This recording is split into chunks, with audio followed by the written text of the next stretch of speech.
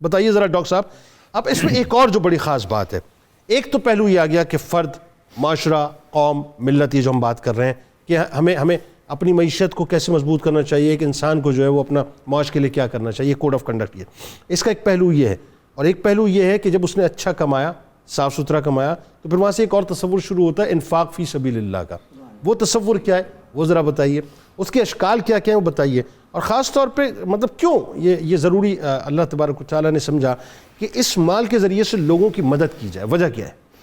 جی جنید صاحب, انفاق کی آپ نے بات کی, بڑا بنیادی اصول ہے قرآن مجید کا اسلام کی معیشت کے حوالے سے, اور اتنا امپورٹنٹ اصول ہے. آپ دیکھیں سورہ بقرہ کے آغاز ہی میں جو اہل ایمان کے اوصاف بیان ہوئے ہیں, ان میں یہ بیان ہوا الذین یقیمون الصلاۃ ومما رزقناہم ینفقون. ایمان کے بعد اللہ اور اس کے رسول پر اور غیب پر ایمان کے بعد ان کا وصف یہ ہے کہ یہ نماز پڑھتے ہیں اور انفاق کرتے ہیں اللہ کی راہ میں. اب آپ دیکھیں نماز پڑھنا فرض ہے, فرض کے ساتھ ایک عمل کو اللہ نے بیان کیا ہے, لہٰذا آپ اتنی آسانی سے اس کو نفل میں نہیں ڈال سکتے. بڑی بنیادی بات ہے. اب حالانکہ نماز کے ساتھ زکوٰۃ کا ذکر ملتا ہے قرآن مجید میں, زکوٰۃ فرض ہے, تو یہاں پہ اللہ رب العزت نے زکوٰۃ کا ذکر نہیں فرمایا, انفاق کا ذکر فرمایا. اور جناب صاحب اگر آپ قرآن مجید کو دیکھیں, قرآن حکیم میں 59 ٹائمز زکوٰۃ کا ذکر ہے کسی نہ کسی ڈائمنشن سے, اور انفاق کا ذکر 111 مرتبہ ہے. درست. اس کا مطلب انفاق کا ذکر زکوٰۃ کی نسبت 2 مرتبہ دگنا ہے, زیادہ ہے. سبب کیا ہے؟ سبب یہ ہے کہ جب تک سوسائٹی معاشی طور پہ مستحکم نہیں ہوگی, وہاں پہ نہ اللہ کے دین کو قائم رکھا جا سکتا ہے, نہ اس کی کنٹینیوٹی کو انشور کیا جا سکتا ہے. آج آپ کہہ رہے ہیں جی, ابھی ڈاکٹر عباسی صاحب نے بڑی تفصیل سے بتایا کہ آپ کو آپ کی فائنینشیل کمزوریوں کی وجہ سے کمپرومائز کرنا پڑتا ہے اپنے فنڈامنٹس پہ. یہ تاریخ میں ایسے ہوتا رہا ہے. جنید صاحب آپ دیکھیں جب صلح حدیبیہ ہوا, اس میں سب سے خطرناک شرط کیا تھی؟ یہ تھی اگر کوئی مسلمان مکہ آ جائے تو واپس نہیں ہوگا, اور اگر یہاں سے کوئی مسلمان ہو کے چلا گیا تو واپس آ جائے گا. ایسا ہی بعض میں یہی شک سسپینڈ کروائی خود اہل مکہ نے, صرف معیشت کی وجہ سے. درست. صرف معیشت کی وجہ سے. اس کا مطلب یہ ہوا کہ پالیسیاں جو ہیں وہ معیشت کے ماتحت ہوتی ہیں. درست. آج آپ نے اگر ایسی پالیسی لے کے آنی ہے, دیکھیں جنید صاحب, اگر ہم یہ چاہتے ہیں نا کہ ہمارے ملک میں دین ہو, پاکستان کے مقاصد, ہمارے فاؤنڈنگ فادرز کے مقاصد ریئلائز ہوں, درست, تو ہم نے لوگوں کو معاشی طور پہ مستحکم کرنا ہے. اچھا سر, ہمارے پاس اگر ہم نے ایک سوال ہمارے پاس دیکھیں اتنا اچھا زکوٰۃ کا نظام ہے, ہمارے پاس اتنا اچھا صدقات کا نظام ہے, مطلب آپ یہ دیکھیے صدقات واجبہ میں ساری باتیں میں عرض کرتا ہوں, 2 باتیں میں عرض کرتا ہوں, وہ بتائیے ذرا. میں عرض کرتا ہوں. اور اگر ہم یہ چاہتے ہیں کہ لوگ معاشی طور پہ مستحکم ہوں, یہ ممکن نہیں اگر پاکستان قرضوں میں ڈوبا ہوا ہے. یہ چیزیں لنکڈ ہیں.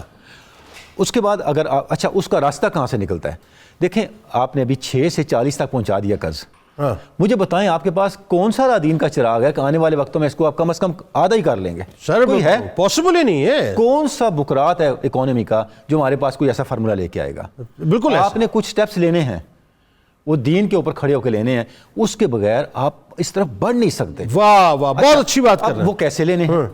وہ جو انفاق کا قرآن مجید کا اصول ہے. علامہ نے کہا جو حرف کل العف میں پوشیدہ ہے آپ کا, شاید اس دور میں وہ حقیقت ہو نمودار. واہ واہ واہ. قرآن میں ہو ہوتا زن, اے مرد مسلمان, اللہ کرے تجھ کو عطا, بڑا اہم لفظ علامہ نے کہا, اللہ کرے تجھ کو عطا جدت کردار.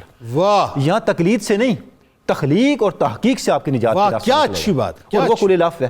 کل العف کیا ہے؟ یسألونک ماذا ینفقون. ٹھیک.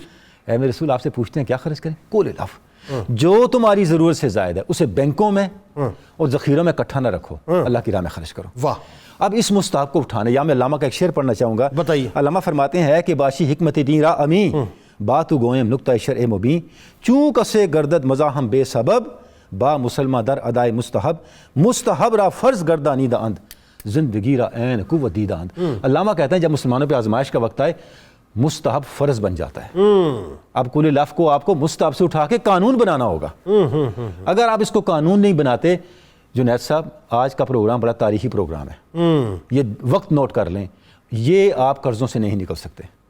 بہت صحیح آپ بات کر رہے ہیں, بہت صحیح بات کر رہے ہیں آپ. ہم اقبال کی بات کرتے ہیں, بہت صحیح بات کر رہے ہیں. ہم قائد اعظم کی بات کرتے ہیں, جس طرف مفتی صاحب نے اشارہ کیا, قائد اعظم کی زندگی کی آخری سپیچ ہے کہ آپ دنیا کو معاشی تباہی سے نکالے اسٹیٹ بینک آف پاکستان, اپنا معاشی نظام دے کے. ہمارا معاشی نظام کس پہ کھڑا ہے بھئی؟ وہ اس اصول پہ کھڑا ہے, کل العف پہ کھڑا ہے. بالکل. اچھا اقبال نے تو اسی وقت بھانپ لیا تھا نا جب آپ جرمنی گئے. جب جی کیا بھانپا, میں آپ کو بتا, دیکھیں علامہ نے کہا ای بنوک ای فکر چالا کے یہ نور حق السینہ آدم وہ بینکوں کی وہ ساری چالاکیاں سب بھانپ کے آ گئے تھے۔ علامہ کہہ رہے ہیں یہ بینک کیا ہیں؟